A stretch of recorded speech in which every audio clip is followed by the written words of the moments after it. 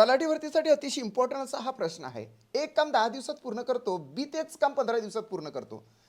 जर ए आणि बी यांनी एकत्र काम केले तर ते काम किती दिवसात पूर्ण होईल? It's very important. याला फॉर्म्युलेनं सोडवायचा नसतो. याला डायरेक्टली मी सांगतो, ए 10 दिवसात आणि बी 15 दिवसात. मग काय करायचं? या दोनची करायची बेरीज. म्हणजेच जी बेरीज आहे, सर्वप्रथम याचं मल्टिपल करायचं, जे की 10 गुणिले 15 आहे, म्हणजेच किती आले? तर 150 आले. डिवायडेड बाय या ठिकाणी या दोनची बेरीज केली तर ते येतं 25. झालं, ॲन्सरच या ठिकाणी तयार आहे.